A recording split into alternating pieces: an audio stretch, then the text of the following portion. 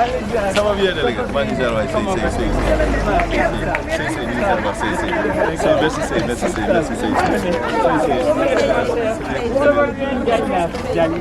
ça va bien délégué ça va ani les autres là ñu demoon gaar yi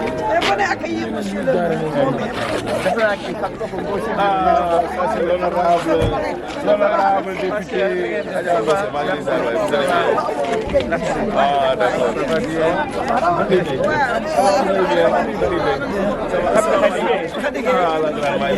vous allez bien, salam alaikum, madame, comment allez-vous? Enchanté, vous allez bien, salam alaikum, comment allez-vous? Madame, vous allez bien, c'est vrai, salam alaikum, comment allez-vous, madame? Vous allez bien,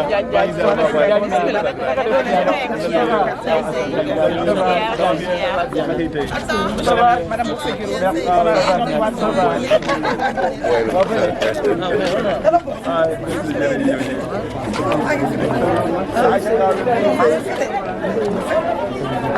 salam alaikum, comment allez-vous? Ça va, vous allez bien?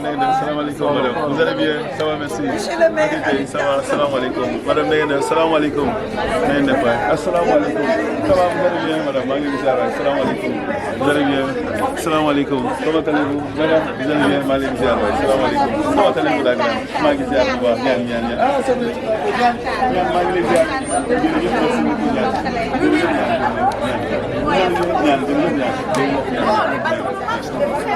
ah, merci beaucoup. Assalamu alaikum, comment allez-vous, mesdames? Vous allez bien? Ça va, merci. Prenez place. Voilà, merci. Asseyez-vous. Ça va? Merci. Non, c'est bon, c'est bon. Oui,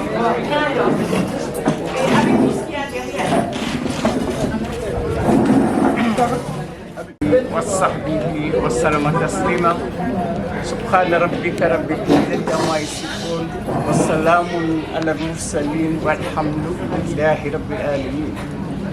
Ginnaaw bañ sant yàlla jul ci Seydina Muhammad sallallahu alayhi wa sallam ba pare ñu ngi nuyu ñëpp di sant ñëpp seen teewaay di jël ci nuyoo bi monsieur le maire Alioune Tall. Monsieur le maire Alioune Tall yàgg ñu nga àndal ñu ngeen jox seen wàccuwaay.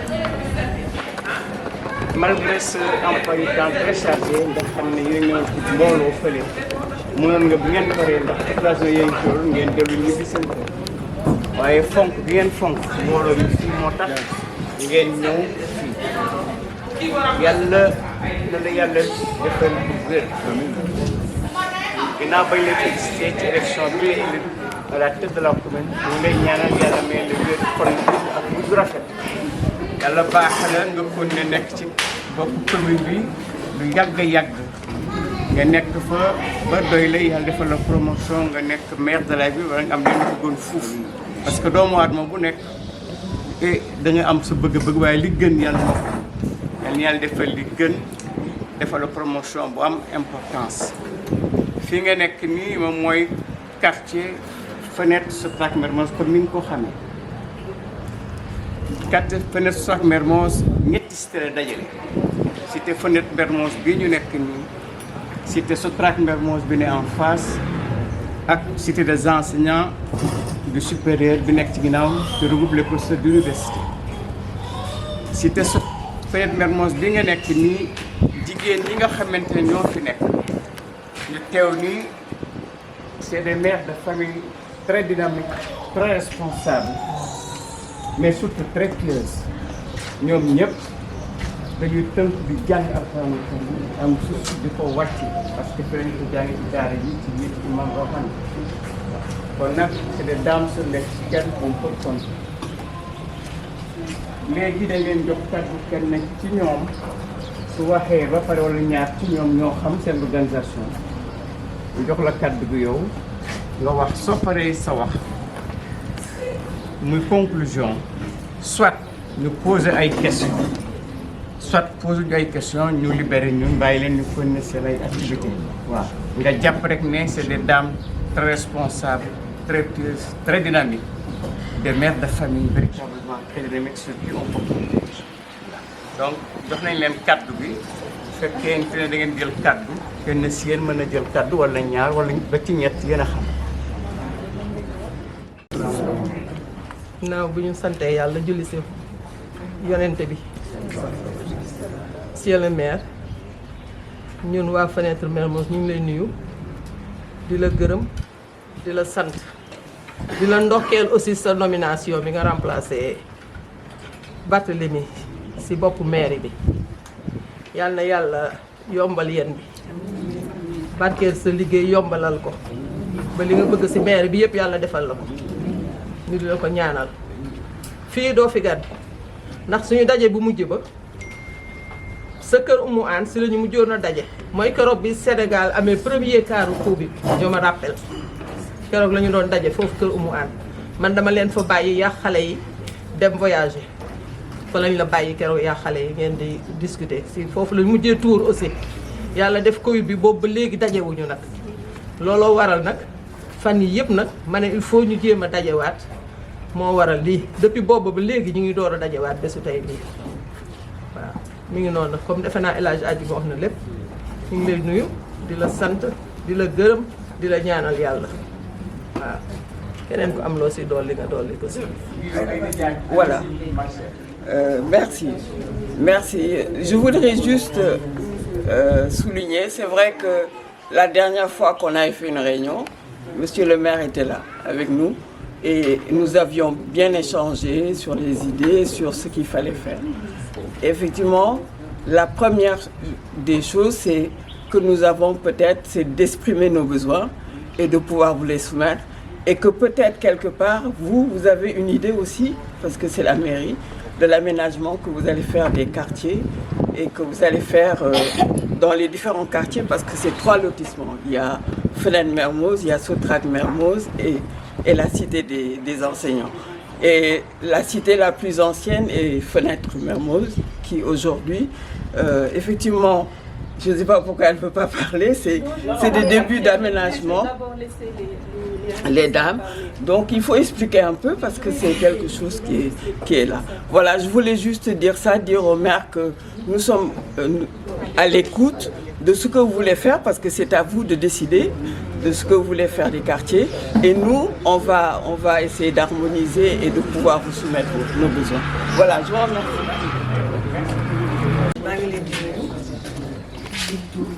Imam Adjuma Sy nekkal ci Imam Rawane nekk tamit chef de quartier di jiital ci nuyoo bi nag ak di beral nuyoo suñu maire monsieur Alioune Tall ak staff bi nga xam ne bii moom la àndal muy les conseillers ak tamit les maires ndax mu ngi ànd ak la 3e maire mooy madame Mami Kassé di nuyu nag waa Fenêtre Mermoz li tax ma di ko wax mbégte la si man mën naa ne xëy na ñi fi toog ñëpp bokk naa xëy na ci ñi nga xam ne xëy na maguma fi ñu bëri waaye cër bi ngeen ma jox man reconnaître naa ko te xam naa ko kenn ku nekk ci yéen bu dajee ak man dafay mel ni dafay fàtte boppam dalal ma dalal sama xel mën naa wax tey lii ma am yëpp seen loxo mu ngi ci biir nit ku nekk nag am nga sax fi nga xam ne fi fa nga bokk waaye man li ma wóor ci yàqeen ci sama bopp mooy su ma yëkkatee sama loxo laaj leen man xam naa ne 90% yi jox nañ ma li ma bëgg ñu mën naa koo seede te tamit lu ma leer la ndax ni ngeen mel ak man la quartier bi nag jàmm lañ fi fekk man dama ñëw fi ba léegi wax nañ ko léegi ci soxna Sugey wax ko ci suñu sœur yi lu baax rek la ñu bëgg mooy ñu dund bu rafet ñu ànd bu rafet suñuy njaboot ànd bu rafet ñu yar suñuy njaboot suñu quartier di dox donc su yàlla di dox ba ma ñëw fi nekk fi député fii laa nekkee député Fenêtre Mermoz yàlla di dox ba ma nekk fi première adjointe au maire loolu luy baaxu yàlla la waaye aussi ak seen baax ndax su fekkoonte ne dama ciy dugg ngeen may soofantal wala ngeen may découragé kon du ma ñeme bay dem waaye it ñi ma àndal dafa am lu ñu boole c'est une coalition man Cheikh Seydi Mouhamadou Moustapha Sy Al Hubboul Maktoum moom moo ma def député def ma maire adjointe au première adjointe au maire ndax man nit xalaatul woon ci àdduna ma dugal sama loxo ci politique bokkul woon ci sama vocation bokkul woon ci sama gis-gis waaye nit ak destin te dañuy wax ne bu kenn wax ne du ma nekk nangam wala du ma def nangam waaye teem naa tey ba nekk député nekk maire kon xit ma yàlla rek moo am solo bi ma ñëw tam di ànd ak ñoom wax dëgg yàlla ñu am une coalition ma gis Alioune Tall mu nekk nit bu baax ak staff bi mu àndal li ngay xam rek mooy reetaan kaf tàpp la loo ko wax mu ne waaw du la wax mu ko déedéet donc man dama ñeme yàkkamti wuñu nag waaye man bu ñu waxee keroog dañuy organiser lii ma ne ko Alioune dama bëgg jotaay bi ñuy def nga fekkee ko parce que daje yombul donc dama ko yéene ndax xale na dafa jàppale Barthélémy Dias ñu dégg li Barthélémy wax Barthélémy ne Alioune Tall moo waroon nekk nangam ñu yéene ko ndax xam ne ku muñ la te ku muñ rek ku yàgg ci teen rek baag dina la fa fekk kon ànd ba mu ànd ak moom trahir ko suuf ko loo ko may lii tey donc ñun tamit loolu la ñuy ñaan yàlla ànd ak ñoom ba am loolu te mooy tey moom mu yéeg ñun tamit ñu ñëw fekk ko si kaw kon dañuy ñaan yoolu yàlla yal na ko yàlla jiital quartier bi nag li ñu leen wax mooy lenn politique bi fi amoon bëggatuñu ko suñu ne dañuy def rupture ak li nga xam ne moo fi nekkoon présidente wax na fi sànq madame Thiam wax na fi nan la ñu war a doxale mooy suñu quartier yi nan la ñu war a booloo dañuy toog des fois monsieur le maire bëgg ñoo defal dara mais tey au lieu ñu koy jox mboose man giseewuma noonu ñu jox ma tànn ku ma neex jox ko mais tey su mbooloo yëpp jot quartier yëpp tey suñu dajaloo suñu monsieur le maire bëggee defal dara ñu ñëw ca quartier ya ña koy diriger ne leen am leen xool leen nan ngeen def loolu mooy transparence su ko defee kenn du critiquer Mami Maysa kenn du critiquer mboose kenn du critiquer monsieur le maire donc li ngeen wax tànk yi ngeen nekk ci ngeen nekk donc nañu fexe ñu gën a consolider suñu association ñu teg ko ci ay raay am suñu feuille de route monsieur le maire tamit wax ñu lan la ñuy defal ñun soxlawuñu dara xëy na ñun sax mën nañu xëy tey di ko dimbale am na ku fi nekk léegi def fi collecte lan lay def social lay def jël na fi xaalis bu bari ñan lay dimbale ji élèves yi ñan lay dimbale ji xale yi ñan lay dimbale ji ñi amee jabet donc ñu ngi lay dimbale te yëguloo ko donc su ko defee daal mu xam ne ñu ngi koy tendre la main moom tamit tendre nañu la main ensemble ñu xool nan la ñuy defee daal ba joxe ñun exemple bi gën ci quartier yi waaw ñu def exemple bi gën ci quartier yi maanaam li fi nekkoon ñu bañ a topp rythme boobu parce que soo ko toppee defuloo rupture mais li ñuy def mooy ñu xool nu ma gën a baaxee quartier yi di gis seen bopp ñu accompagner ko moom ba su ko defee ñu ne ah Alioune Tall kat indi na lu bees ay nawle mën ko cee topp donc ñu ngi leen di remercier bu baax di ñaan yàlla suñu bëccëg bi yal na ko yàlla def bëccëgu barke moom tamit yàlla ubbil ko ay buntam ñu ànd ko moom yàlla defal ñu ndam barke yonent bi sallallahu alayhi wa sallam.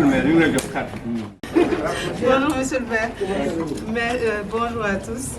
Désolée, je n'avais pas prévu de prendre la parole.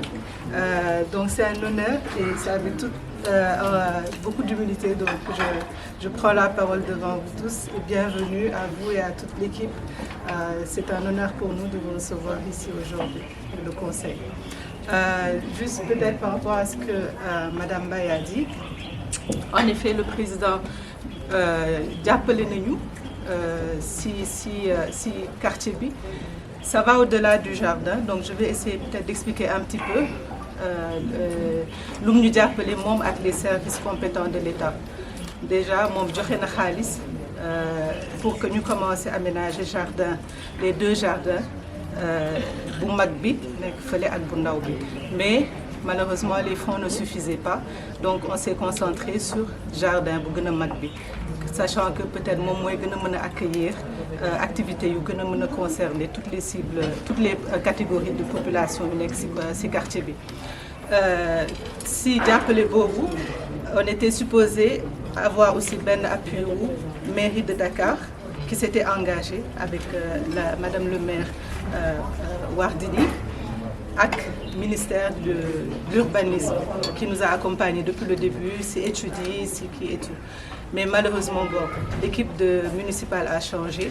On n'a pas encore eu la confirmation que finalement ils vont contribuer si les nouveaux un engagement pour le ministère aussi, c'est un peu compliqué parce que il faut budget là, puisque ça a traîné un petit peu, le budget est retombé dans les qui fonds non utilisés, les fonds, je ne sais plus comment on les appelle.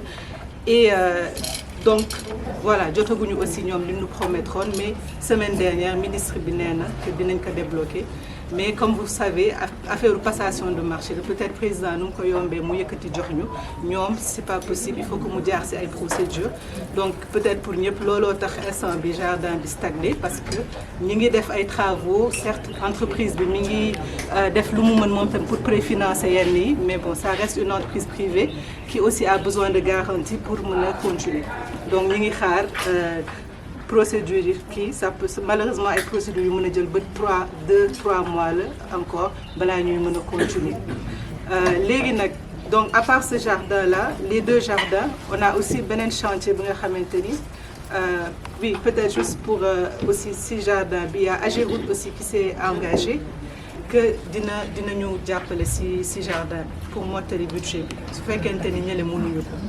ministère ak mairie. Donc au-delà de ça, il y a les routes. Normalement, les routes, aussi bien les routes que le jardin, c'était de votre compétence, monsieur le maire. Mais aussi là, il nous a aidés. boole nañu ak waa Ageroute donc waa Ageroute dinañ defar tali yi nekk nii si biir yëpp ñëw nañu ba def nañu recensement bi indi nañu entreprise bi war a kii.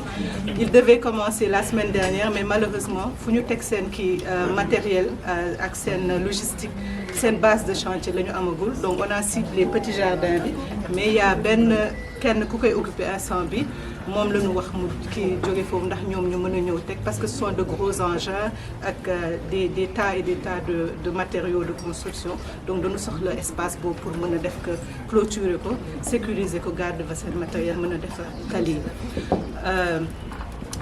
en même temps aussi dinañu dimbale si éclairage public bi ak on a négocié pour que ñu defal nu pavage si yenn zones yi comme immeuble yu nekk yi fële ne si kaw nga xam ni yenn yi pavé yi dañ ko dindi woon dañ ko teggi woon léegi nag peut-être lu ñu la si yow mën a xaaree puisque président ak les administrations dimbale nañu si loolu boo leen ñu mënee jàppale si entretien bi parce que c'est ça le gros souci comme toutes les réalisations au Sénégal mën nañu defar mais mënuñu entretenir malheureusement et après ça se dégrade ñu nekkaat encore dans une situation dem di wutiwaat ay ndimbal et tout donc soo ñu mënee une fois le jardin réalisé on a négocié ak UCG nee nañu dinañu yónnee équipe bu ñu koy nettoyer tous les jours ou tous les 2 jours mais au-delà de ça on a besoin peut-être d'une équipe de gardiennage et de prendre en charge aussi ndox bi ak électricité bi même si on a essayé de mettre des lampadaires solaires pour amoindrir facture yi mais on a besoin quand même d'un minimum d'entretien et de ça ak tali yi ñu nar a defar aussi il faut que ñu leen di entretenir périodiquement que ce soit tous les 3 ans tous les 5 ans donc c'est ça te loolu puisque c'est pas de la voirie classée ça relève de seen compétence yéen mairie donc yéen a ko mën a soo leen di def seen programme d'entretien routier ngeen di si bàyyiwaale xel pour que route yi aussi di continuer di baax incha allah donc voilà loolu la même si on demande aussi à ce que entretien yi aussi comme on dit ndimbal na si fekk loxol borom président lu mu wax nee na mënuñu def autant d'argent si jardin bi ba pare ku nekk téye sa loxo pour entretien bi faut ku nekk def un minimum de contribution kii donc aussi on invite tout le monde puisque suñu ay doom ñoo ko nar a utiliser suñu ay yaay ñun ñii ñëpp ko nar a utiliser suñu parents ñëpp mën si jàpp dugal si bu dee 1000 francs la bu dee 5000 ku nekk loo am nga joxe ñu mën a wut gardien bu wóor teg ko foofu mu ñu koy garder même su fekkee ñeneen ñi dinañu dimbale peut-être un jour UCG dina jóg dissoudre wala dara du amati du ñu amati ku ñu dimbale donc il faut que tout ça soit anticipé et que les gens donc maa ngi leen di remercier.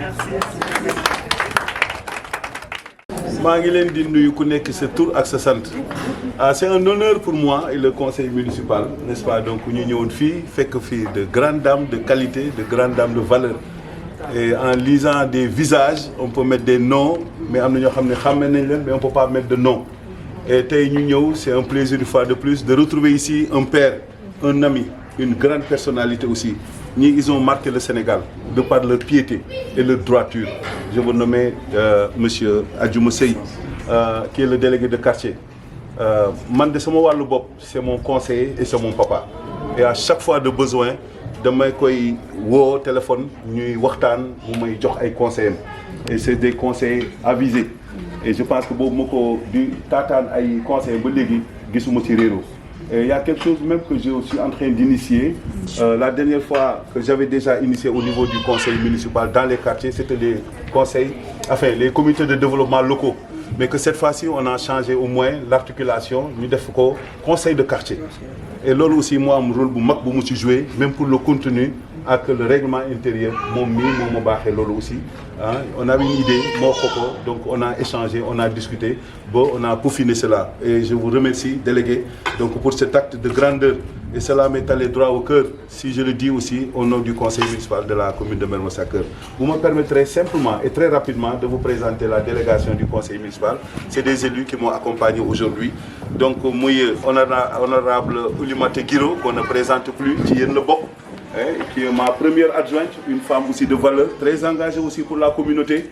Et je pense que le choix qui a été porté sur sa personne par le guide religieux Seigneur Safasi, ce choix loin d'être fortuit est motivé par la reconnaissance de son engagement pour la communauté. Donc nous faisons ko fi donc Oulimata ñu ngi lay nuyu ma ànd ak Safiatou Gueye qui est ma troisième adjointe au maire chargée de l'action sociale, n'est-ce pas? Donc moom mooy Safiatou Gueye ñu koy wooyee Mami Kassé leen ko gën a xamee. Donc ma ànd ak Koumba Gadi Ndiaye qui est la présidente de la commission environnement, elle est là-bas, qui habite Mermoz. Je suis avec Birama Ba qui est en charge de la RSE, il habite Sacré-Cœur.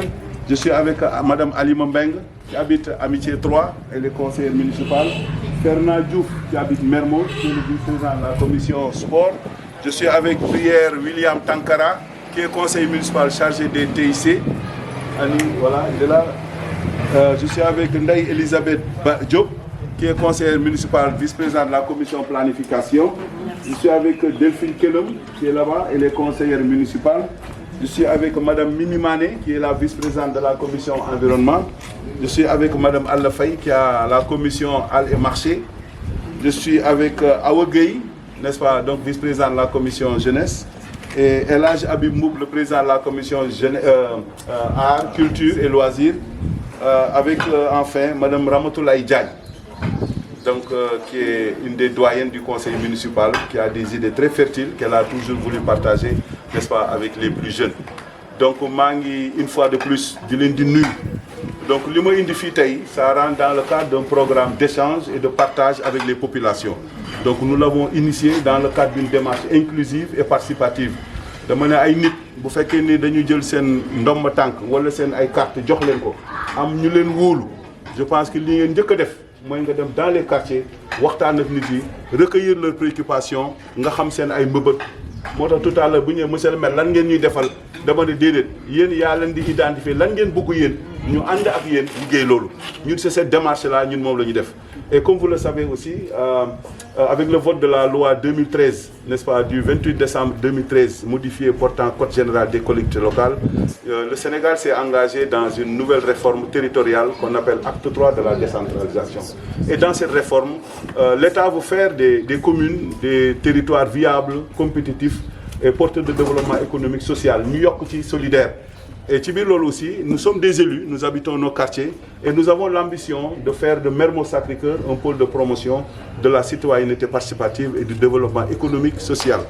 Donc Tibirlol aussi, la démarche voudrait, comme nous l'avons initié, nous avons fait le même exercice à Karak, nous avons fait le même exercice à Amitié 3. Tout à l'heure, nous étions à la case de Mermoz pour discuter avec les populations de Mermoz. Et nous, c'est vrai que pendant la campagne, on avait un programme, mais nous avons réactualisé parce que les choses ont changé et il y a des mutations entre-temps. Donc on s'est dit que la démarche voudrait nous donner un petit quartier, nous avons administré, nous avons cette préoccupation. Ici, au niveau de Fenêtre Mermoz, quelles sont vos difficultés? Quelles sont vos préoccupations? Et c'est ensemble que nous allons justement régler ces problèmes-là. C'est cette démarche-là que nous avons appliquée. Donc de sorte que Lolo Inditei sous nous aussi. Et Lolo Yamoul Fofu, je sais qu'ici, c'est une cité où il y a de la crème. Donc les plus hautes autorités de ce pays-là, pour la plupart, ils résident ici. De sorte que nous avons une mission bien donnée. Nous sommes conscients de la mission. Mais en toute humilité aussi, et je sais que ce fait que nous devons capitaliser toutes ces ressources humaines de qualité, je pense qu'on peut bâtir ensemble un Mermoz Sacré-Cœur nouveau. De sorte que, fi ku ci nek, domaine bo nek am nu la yalla may. Bo tax ñuy séti ku nek ak lu la yalla may ñu talal suñu loxo en toute humilité comme ça ñu and bokk liggéey bi. Duñu ñëw du leen ne lii lañuy def déedéet dañuy and ak yéen ñu def li nga xam ne dañu mooy seen ay mëbët. Nous avons de maigres moyens et là aussi je pense que nous l'avons fait tout à l'heure cet exercice avec l'acte 3. Donc l'État nous avait dit que les collectivités locales allaient être dotées de moyens suffisants pour que nous puissions développer des choses ou bien réaliser des projets structurants. Mais chemin faisant, nous on s'est rendu compte que nous avons été dégarnis. Et que des fois j'ai dit que nous avons quelque part aussi de petites difficultés. Je parle des rapports avec l'État du Sénégal. Quelque part c'est pas un peu difficile. Il faudrait que nous ayons une nouvelle vision et de comprendre aussi nous sommes un démembrement de l'État. Je pense que nous avons été assignés d'une mission de service public. et nous devons rendre compte aux populations. Mais l'État, avec l'acte 3, on allait renforcer les communes de moyens supplémentaires. Mais après, on s'est rendu compte qu'à la limite, on nous a dégarni. Je vous donne l'exemple du foncier bâti. Bon, c'est une recette qui était dévolue aux collectivités, donc aux communes de plein exercice. Mais que nous, le budget, comme vous le savez tous, c'est une prévision. Nous, sur le budget, on a intégré cette somme, ce montant consistant de plus de 700 millions. Bon, ça constitue même l'essentiel de nos ressources. Nous avons une estimation, on a amené ça au niveau de l'autorité compétente qui se trouve être le sous-préfet pour approbation. Donc à notre grande surprise, nous avons recette ville de Dakar. Et nous, en faisant les prévisions, la route principale qui passe devant la grande mosquée de Mermoz, nous avons procédé au revêtement de la voirie urbaine et des autres voiries au niveau des quartiers. Chaque année, ça je vous dis ici, depuis 2018, 2019, 2020 jusqu'en 2021, le maire Barthélémy Diaz, on était ensemble dans le conseil municipal, on avait pris dans l'enveloppe de 700 millions, 100 millions, on a fait pour la prise en charge des bourses scolaires. Donc soulager un peu les parents, parce que dans le monde connaît des mutations profondes aussi avec la conjoncture très difficile.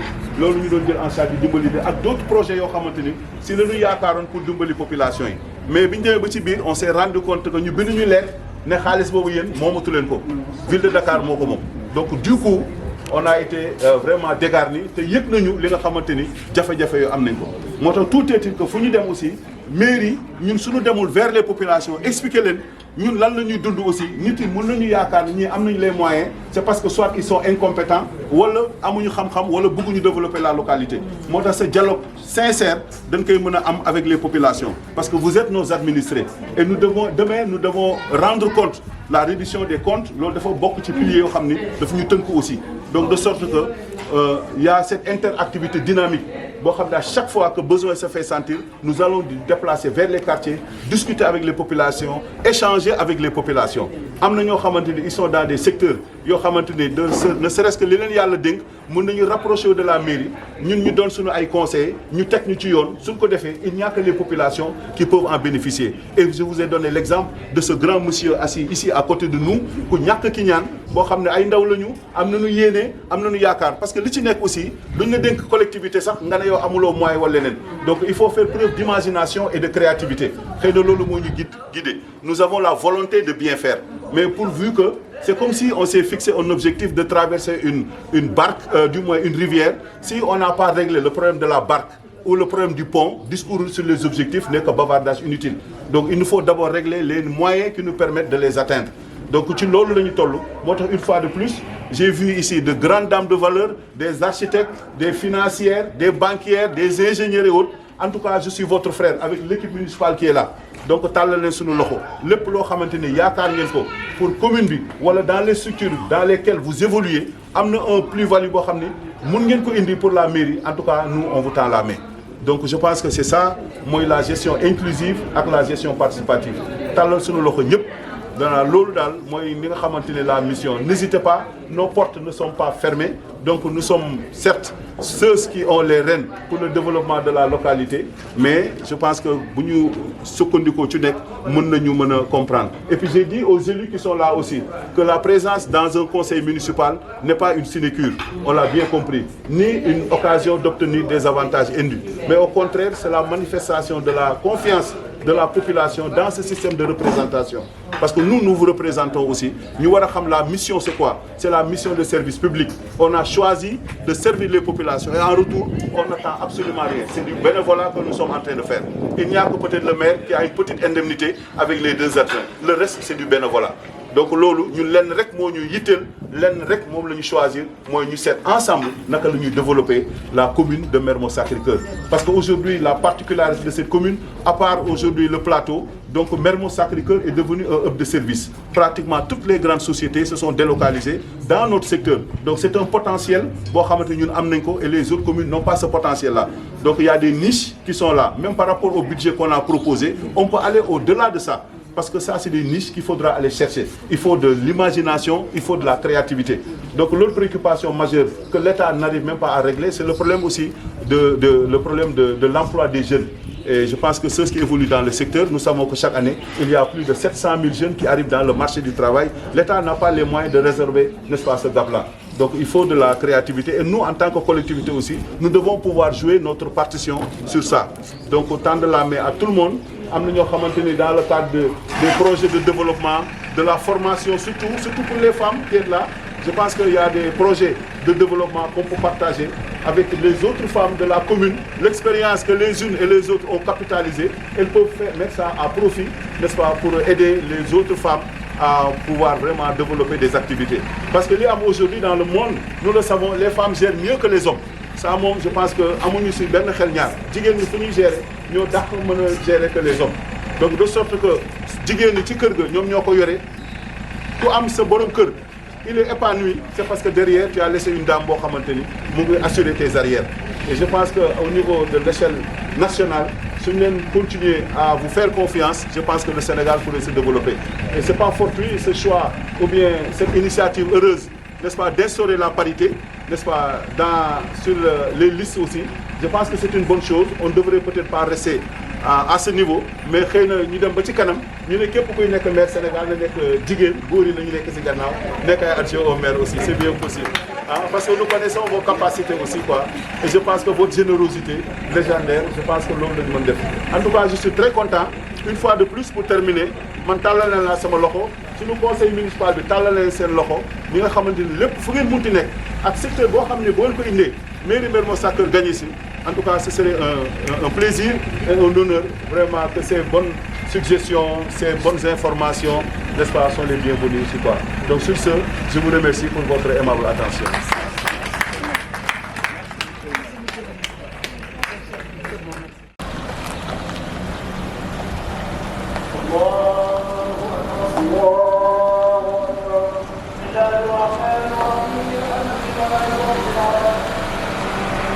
Allah